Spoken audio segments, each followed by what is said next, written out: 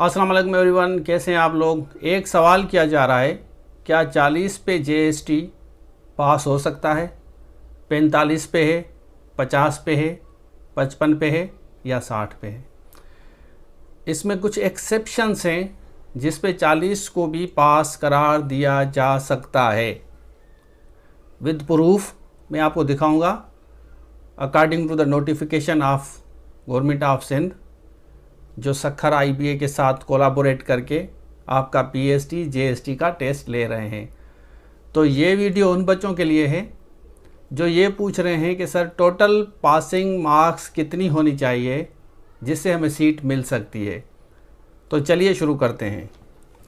अब यहाँ पे आ जाएं, ये देखें candidate selection for hard areas. ये हार्ड एरियाज़ वालों के लिए स्पेशल मैसेज है, तो पहले पढ़ते हैं।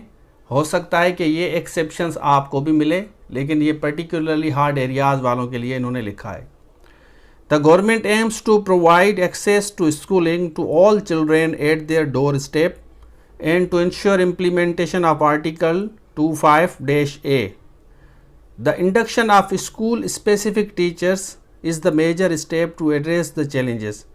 अब ये कह रहे हैं कि जो गवर्नमेंट ऑफ सिंध है उसका ख़ास जो एम है वो ये है कि स्कूलिंग मतलब तालीम दी जाए। आगे चलते हैं। The induction of school specific teachers is the major step to address the challenge.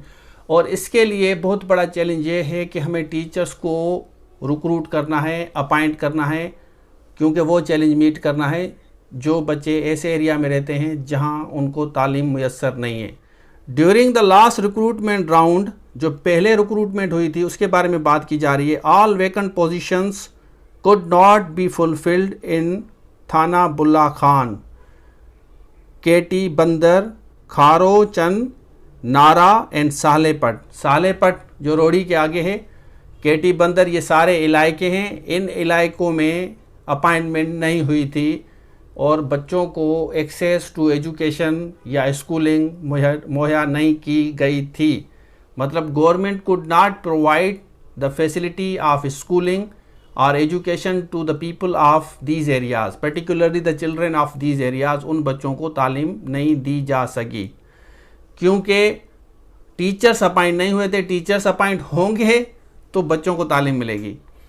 आगे चलते हैं। यहाँ पे देखें, because candidates from those areas could not pass their written test and other candidates could not be inducted due to policy restrictions। क्योंकि policy restrictions की वजह से मेरिट क्राइटेरिया में कैंडिडेट्स फॉल नहीं कर सके, इस वजह से दे वर नॉट अपॉइंटेड। आगे चलते हैं। therefore in order to fill in vacancies of teachers in UC's falling hard areas। अब लास्ट वाली लाइन इंपॉर्टेंट है। therefore in order to fill in vacancies of teachers in UC's falling hard areas, the divisional district selection committee may gradually reduce। देखें अभी qualifying test score 55 से कम करके 40 तक ले जा सकती है। ये जो कमेटी इन्होंने बनाई है, अब ये खास पॉइंट है, स्पेशली हार्ड एरियाज़ के जो बच्चे हैं। अब हार्ड एरियाज़ इन्होंने मार्क किए हैं, कौन कौन से हैं वो पूरी लिस्ट होगी। वहाँ पे अगर आप 40 मार्क्स भी लेते हैं तो फिर भी आपको जॉब मिलेगी। अब काफ़ी बच्चे हैं जिन्होंने 40 से 43, 45 या 50 के इन बिटवीन हैं, और 45 का भी पूछ रहे हैं कि 45 वाला क्राइटेरिया क्या है वो भी पूछ रहे हैं। मतलब हर एरिया में हर सब्जेक्ट में 45 वाली पॉलिसी का भी पूछ रहे हैं। देखें अभी काफ़ी चीज़ों की क्लैरिटी नहीं है, तो गवर्नमेंट ऑफ सिंध जो है फाइनली डिसाइड करेगी। अब ये जो आपकी मेरिट बन रही है, ये मेरिट बना के टेंटेटिव जो रिज़ल्ट ये कह रहे हैं ना, टेंटेटिव रिज़ल्ट मतलब फाइनल नहीं है, तो सखर आईबीए ये रिज़ल्ट बना के आपको गवर्नमेंट ऑफ सिंध को फॉरवर्ड करेगी, उनको भेजेगी। उसके बाद गवर्नमेंट ऑफ सिंध के पास जो आप सब लोगों का यूसी वाइज रिकॉर्ड है, तो रिकॉर्ड को देखते हुए बच्चों को अपॉइंट किया जाएगा। फिर वो फॉरवर्ड करते हैं डिस्ट्रिक्ट एजुकेशन ऑफिसर अपने डिस्ट्रिक्ट में, वहाँ पे यूसीज़ के, मतलब एक बहुत बड़ा लंबा चौड़ा प्रोसेस है जो किया जाता है। लास्ट टाइम भी अगर आपके कोई दोस्त अपॉइंट हुए थे, हमारे तो काफ़ी जानने वाले स्टूडेंट्स भी हुए थे जो जेएसटी बने थे, परेशान होने की कोई ज़रूरत नहीं है।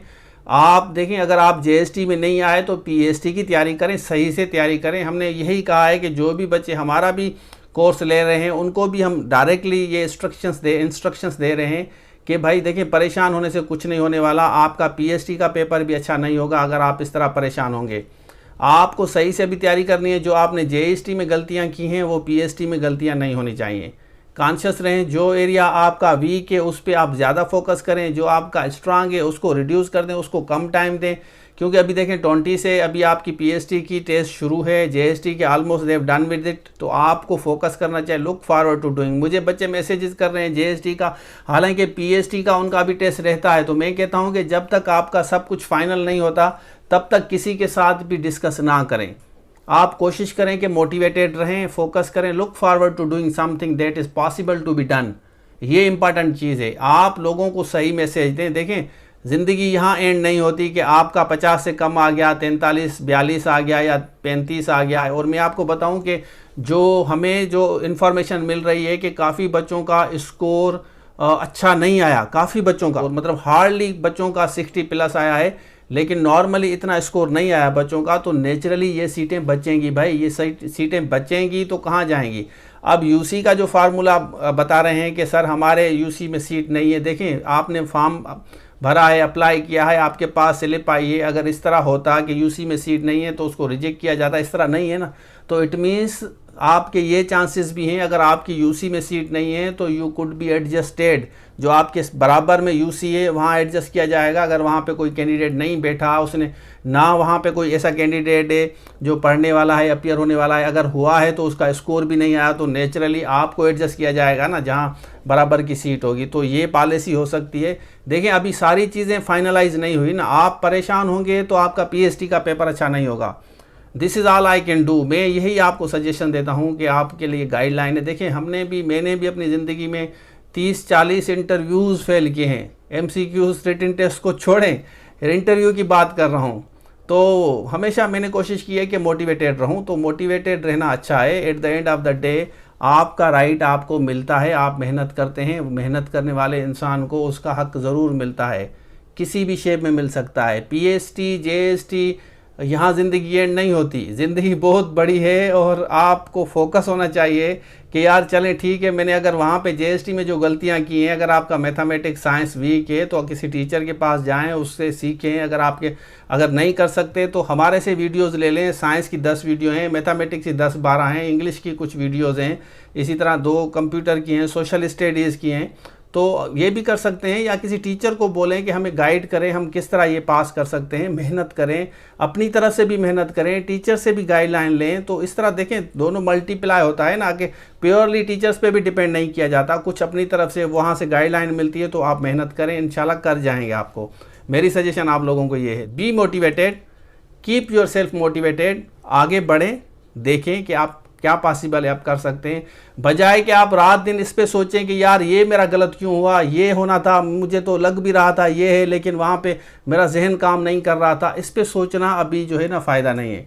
किसी बच्चे ने मुझे फ़ोन किया कि सर अभी जो है ना मुझे आ भी रहा था सवाल, लेकिन फिर भी गलत हो गया। देखें अभी आ भी रहा था, गलत हो गया। अब आप मुझसे जब बात करते हैं तो मैं नेचुरली आपको ज़्यादा से ज़्यादा मोटिवेशन दे सकता हूं कि भाई ये हो जाता है, इंसान मर भी जाता है। तो अभी तो हम जिंदा हैं और अल्हम्दुलिल्लाह हर चीज़ सही है, fine, we are fine, all fine.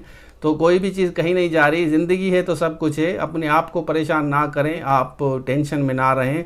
ठीक है, अगर कोई चीज़ आपके नसीब में है, मिलने वाली है तो मिल जाएगी। अगर मेरे नसीब में कोई चीज़ नहीं है, मैंने लेक्चरर से इंग्लिश के 3 इंटरव्यू फेल किए हैं, लेक्चरर इंग्लिश जो अभी मैं हूँ। तो क्या हुआ, तो ज़िंदगी तो एंड नहीं हुई ना। 2009 में, 10 में, 11 में, फिर 12 में जाके मेरी सिलेक्शन हुई है, 13 में मैं अपॉइंट हुआ हूँ। तो इट्स फाइन भाई, अगर नहीं हो रहा तो जो नहीं हो रहा तो नहीं हो रहा, जो हो रहा है हो रहा है। जो अगर देखें, इंसान के हाथ में मेहनत करने के अलावा कुछ भी नहीं है। इंसान वो सिर्फ और सिर्फ मेहनत कर सकता है, उसके अलावा कुछ भी नहीं कर सकता। तो मेरे ख्याल में मेरी बात आप तक पहुंची है। ये हार्ड एरिया वालों के लिए है, हो सकता है कि इसमें आपको भी चांसेस मिले, हो सकता है गवर्नमेंट ऑफ सिंध कोई रहम की पॉलिसी बनाए और आप लोगों को भी 40 के इन बिटवीन ले आए, क्योंकि सीटें ज़्यादा हैं, लोग कम पास हो रहे हैं, तो डिसीजन चेंज हो सकता है, कुछ भी हो सकता है। Everything is possible. Now look forward to doing what is possible to be done.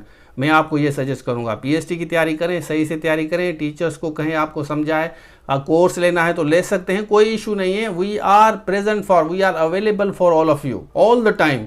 मैं क्यों कोशिश करता हूं कि अभी जो वीडियोस बना रहा हूं किताबों से, क्यों, व्हाट द नीड ऑफ, उन्हीं बच्चों के लिए बना रहा हूँ ना जिन्होंने कोर्स लिया है, कि भाई कंप्लीट वीडियो उनको बना के दे रहा हूँ कि भाई देखो शायद इसमें से आ जाए। क्योंकि देखें हम पेपर दे के फिर डिज़ाइन कर रहे हैं ना कि इस तरह भी पढ़ाया जाए बच्चों को। हालांकि कोर्स तो कभी का ख़त्म हो गया है, लेकिन अब क्यों बना रहे हैं? इसलिए क्योंकि हम चाहते हैं कि हमारे स्टूडेंट्स को फोकस रहें, उनको कुछ ना कुछ ज़्यादा मिलता रहे। तो ये था आज के लिए, मेरे ख्याल में आपको बात समझ आ गई। कोई सवाल है तो आप सवाल करें, और आपकी जितनी मार्क्स आई हैं तो आप कमेंट्स में लिखें, हमें पता चले कि आप लोगों के डिस्ट्रिक्ट वाइज कितनी मार्क्स आई हैं। ये आइडिया लेना चाहिए, डिस्ट्रिक्ट लिखें और मार्क्स लिखें। थैंक यू सो मच, अल्लाह हाफिज़।